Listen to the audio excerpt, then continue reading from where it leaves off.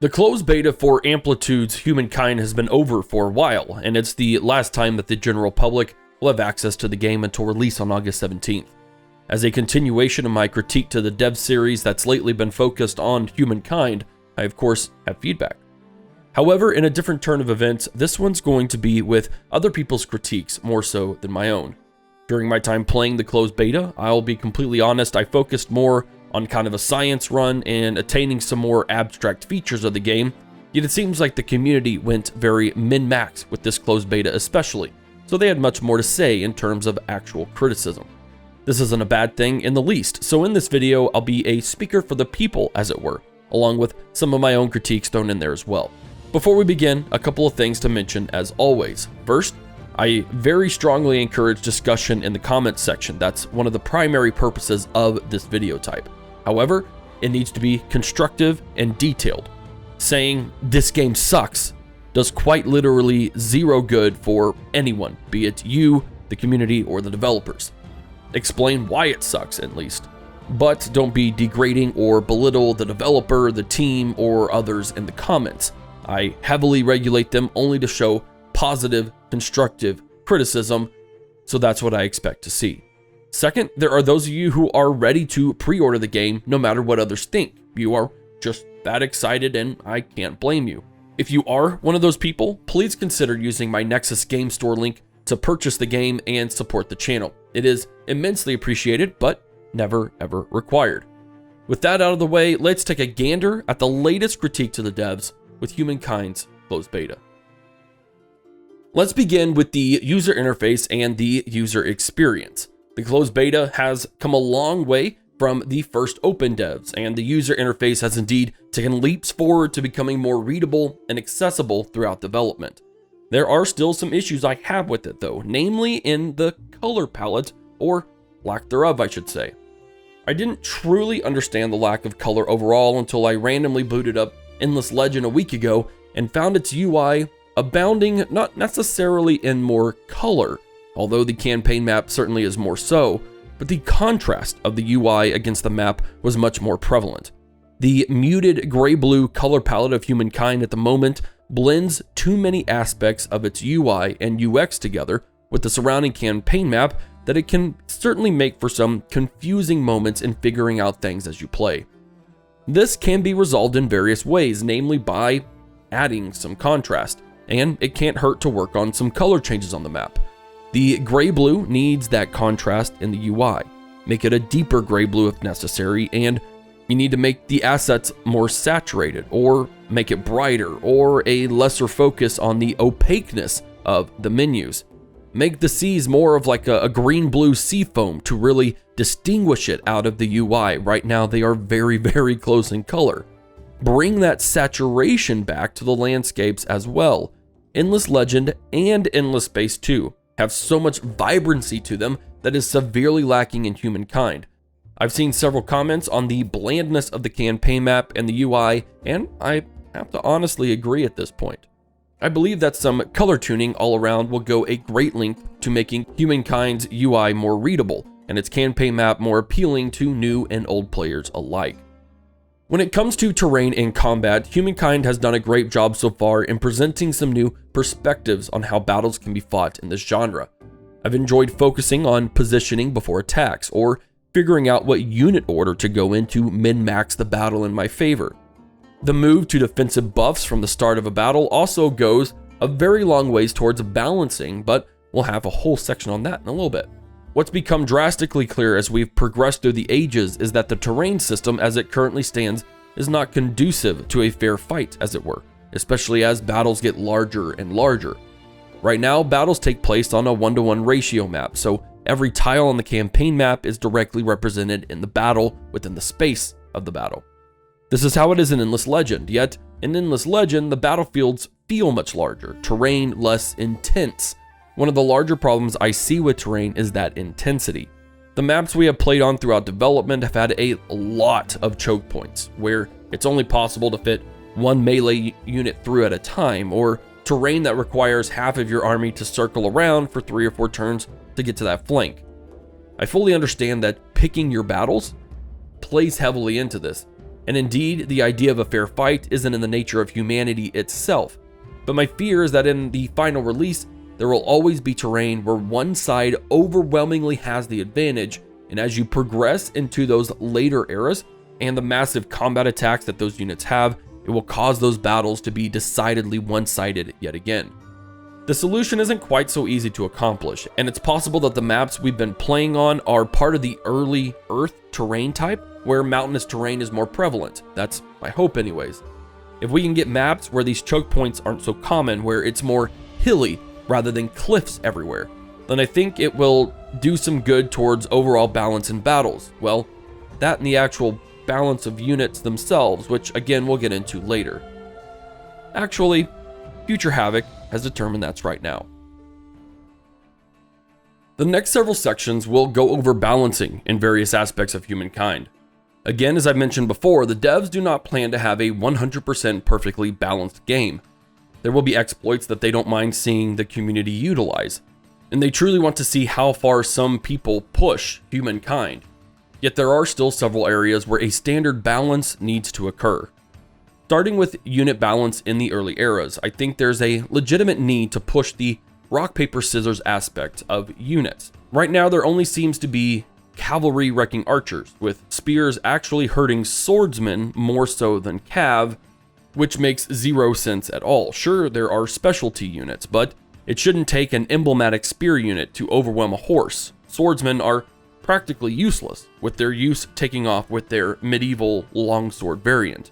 There has to be some advantage with some disadvantage in every unit. That becomes especially relevant considering that a majority of emblematic units are inaccessible until the later part of their era. I can actually count on one hand how many games I've played where I've produced an emblematic unit in the era in which it's supposed to be used, before something like the medieval or pre-modern era. I think a technology boost in the area in which the emblematic tech is produced could be a possible solution, although it means that those few cultures that get their units earlier would get them even earlier. But there is no incentive for a majority of emblematic units to push aside other more useful techs to grab that special unit, and that becomes a problem. Moving on to the later eras, the scaling of attack power steamrolls incredibly fast. This wouldn't be such a problem if the AI utilized tech more efficiently or produced more modern units as soon as it was possible. What has happened repeatedly is that I'm fielding full armies of gunpowder units while the AI is still cranking out spears and swordsmen. Sure, historically there's a sense of reality that scenario happened, but what results from this in the game is a huge imbalance in favor of the player, even when difficulty modifiers come into effect. If the AI can spam 5 times more units because of those modifiers, yet I'm able to field armies that are 3 to 4 times more powerful, the balance is still in the player's favor, especially taking terrain into effect with later era ranged units. This is one of those areas where I honestly cannot give an appropriate counter. I don't know how to make the AI focus on more modern units when it's possible for them to do so. I'm not even sure if that would actually solve the problem. My fear is that the AI is just kind of incompetent when it comes to figuring out the warring side of things outside of just spamming units, and the tech gap between eras grows increasingly fast to the point where the AI will never really seem to stand a chance. City balancing is going to be the most crucial aspect of this entire game to balance before release, and it has gone through the most changes as well, if not as obviously as I might have guessed.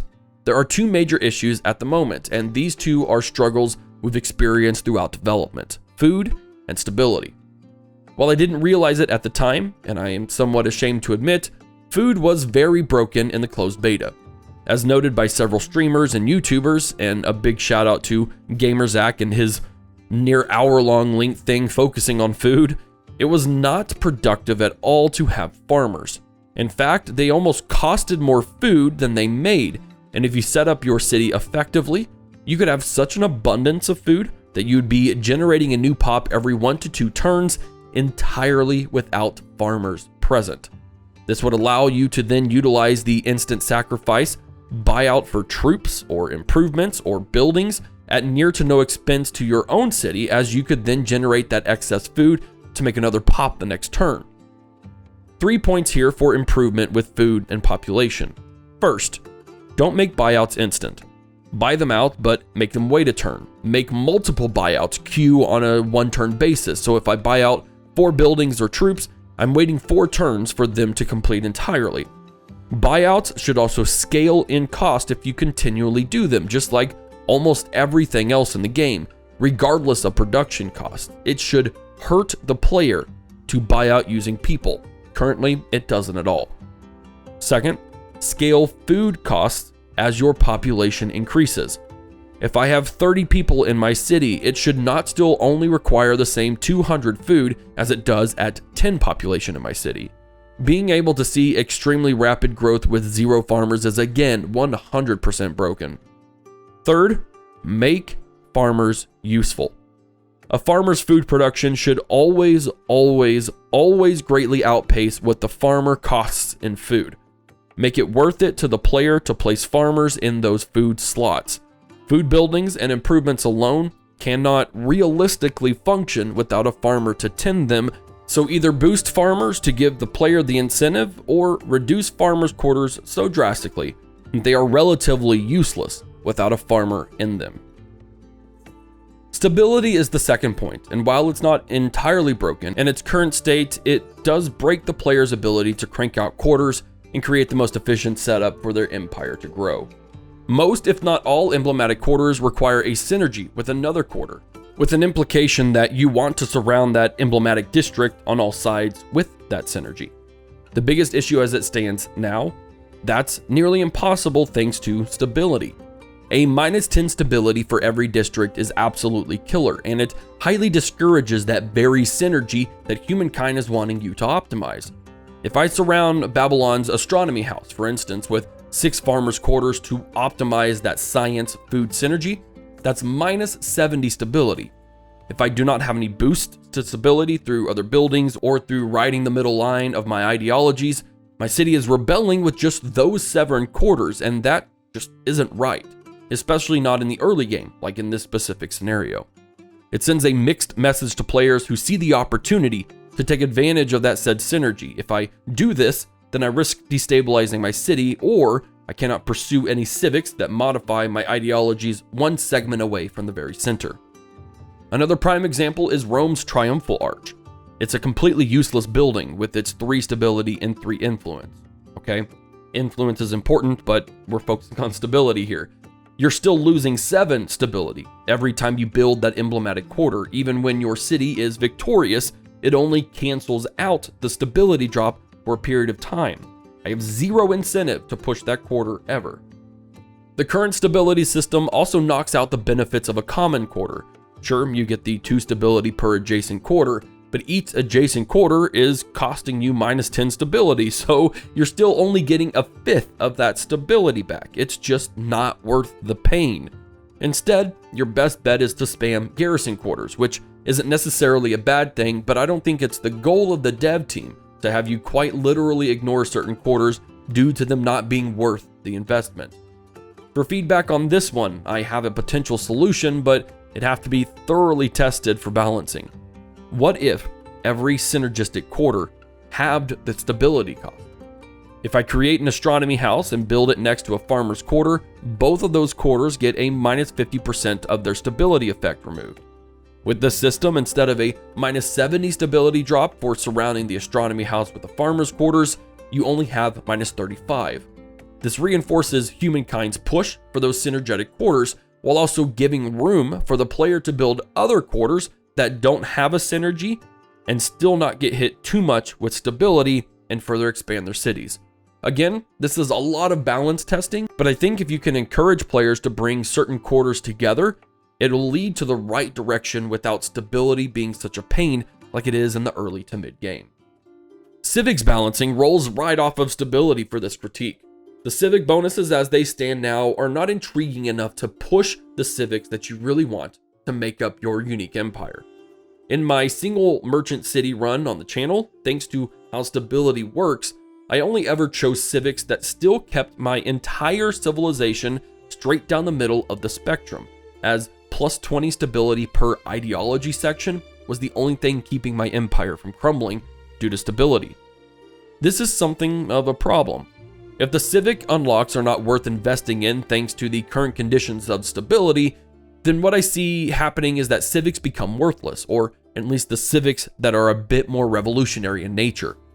Players will trend towards only picking smaller effect ones so that their empire can still function properly, making for less unique cultures and essentially removing an entire mechanic from gameplay. In this scenario, what if civic bonuses scaled with each era progression? For instance, the civic with the +1 combat per unit is effective in the earlier eras, but if you unlock it, say in the medieval or early modern, that +1 combat attack isn't going to do much at all. If bonuses scale though, they remain relevant regardless of the era, meaning that players know they can unlock them at any time and it's still worth the investment if the ideological shifts are worth it. For ideologies, I comprehend why they created the system that's in place. It's the idea that ideologically, if you aren't on one side of the spectrum or the other, then your empire's society is stable. It's only when you start trending in any direction that ideas within your empire clash, one gets promoted over the other, and it can cause instability. What if you kept the stability rating in the middle, but that stability boost reduces for each subsequent era, and instead, the longer you were on one side of the spectrum, the higher then your stability boost became? Here's my reasoning. Early on, cultures and societies were relatively the same, right? But over time, as we've seen for most of history, staying neutral doesn't give many benefits as ideologies progress. But also, the longer a civilization stays on one side of the spectrum, the more comfortable people get with being there, stabilizing the empire. Implementing this might be a pain, and honestly at this point in development, it might be worth more in making it a free society update or something like that.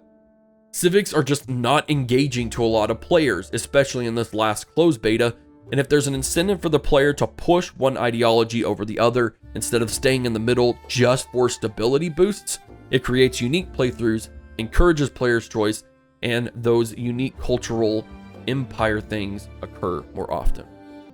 The next big point of critique is era star progression. At this moment in time, it's just too easy to progress into the next era. If you are a warmongering nation, as I tend to be in games like this, the army and battle setup of Humankind makes it increasingly easy to pick up military stars, especially in the later eras when I can take on, 10, 20, 30 enemy units and gain 3 era stars from a single battle. Steamrolling tech, or the population exploit, heck, even influence and gold accumulating stars are easy to grab once your empire gets rolling. While all areas of era star progression do in fact scale, both as you progress inside of an era and once you progress to the next era, there either needs to be a rework to where we actually need more stars to level up, or the scaling between stars inside an era needs to be cranked up to 11. The leap from star 1 to star 2 for military, for example, doesn't need to be 10 to 20, it needs to be 10 to 50. I know that the closed beta has its conditions that were set, and maybe we were playing on a fast-paced setting. Yet, multiple times I've been able to go into an era, and through the aforementioned huge battle or buying out districts, or simply through the massive amount of influence and gold, I could gain so many era stars that I unlocked the next one in less than 10 turns. That's right, I unlocked a new era within 10 turns of being in another one. That's hundreds of years represented in 10 turns. That's a dozen or more technological advances I didn't get to touch before I could move on, and that's just not okay. Era progression is an area I'm especially interested in hearing back from the community, as I've heard a lot of complaints about it. Is scaling the right answer? Would you be okay with having more and more era stars that you need to unlock to progress? Let me know and down in the comments section. I'll be brief with this last one as it's something I've already harped on a lot in the past. Diplomacy still needs worked on, and vassalizing empires is way too easy to do right now. I'm still waiting on the ability to woo other cultures with gold or influence, heck, even gifting resources. I'm still waiting on negotiations that don't revolve around a massive pile of gold. I want a menu where I can break down multiple pieces of things like resources, gold, regions, etc., where we can haggle with the other side to get what we both want. Not everyone is motivated just by gold, so having gold as the primary source of demanding or paying for things lacks depth and takes away player decision. The thing is, I love the pacts and the treaties in the game. I think they work well overall, but it's the interaction with other cultures that's just not engaging. It's rather bland and honestly still really confusing and unclear. For instance, how do you get those certain badges like the trader badge when I have 30 plus trade routes and I still don't have it? Why does one AI hate me, even though I'm an entire continent away from them and I've never pressed any demands? And again, the UI and UX could certainly be better in diplomacy, especially with some added tooltips. Moving on, vassalizing as mentioned was way too easy. I do like that demands pushed before war are enforced, which could result in too few points to vassalize, yet that only encourages the player to not really push demands, knowing they just have to figure out a way to ramp up their population without it. This allows the player to force a war where they could simply wipe out the enemy and then vassalize them with plenty of points left to be spent. I honestly don't know how to fix the vassalization issue. With the whole idea of war score, cool as it is, it makes answering this question difficult. Do you lock vassalization behind a civic? Do you let the AI see your society's stability, and if you're not stable, if they're a vassal, they can push for independence? Are there additional factors that can be taken into effect? Maybe grabbing vassals is the easy part, but you'll need to regularly keep them contained in their little vassal box somehow.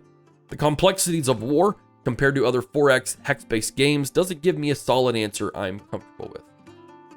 With all this out in the open, and just over a month before release, I'm sure you're interested to know what my view is on the game as a whole. Well, to put it rather simply, I'm still pretty excited for the game. Yes, there's a lot to do in a month. No, I don't think they need to delay it again. Yes, I am concerned for the game's polish on release, but I also have faith in the dev team. Amplitude has shown repeatedly over their entire career that they have what it takes to make a game really fantastic. I still go back to Endless Legend. Endless Space 2 was very fun while I played it as well. This developer is deep in their community and incredibly engaging. These open devs and betas are proof of that. How many companies create a game this big and regularly let the peasants in, essentially, to play it for the sole purpose of giving feedback? Well, that answer is very few. Humankind is also the culmination of why Amplitude started making games in the first place. They created Endless Legend and the Endless Space games to figure out how to approach the genre, learn the ropes, glean community feedback, and use those years of experience to then make the game they've always wanted to make, but knew they couldn't at first. I know that most, if not all, the devs have that sort of passion for their games, but there's another level that I've seen with Amplitude from interviews and feedbacks and talking personally with the team and through community engagement. Being completely and totally honest, I don't know if Humankind will be 100% ready to roll on August 17th, but I do believe that it will be complete enough to enjoy playing several times to where it won't feel like an early access game, and that within a couple few updates, it will indeed feel finished and ready for expansion. Thank you all so much for watching this video. These critiques are a huge passion of mine, and I look forward to branching out to other games now that Humankind is getting ready for launch. If you enjoyed the video, be sure to give it the old thumbs up, subscribe to the channel, and turn on notifications. I will of course be doing a full review of the game before release, so that alone should be a reason enough to stick around. If you've already made up your mind and you know you will 100% be purchasing the game, my Nexus Game Store link is in the description for you to pre-order. It is a great show of appreciation for this video, for this channel as a whole, and I personally would be incredibly thankful for it. Stay tuned for more Humankind on the channel. This is Havoc, and I will see you all in the next one.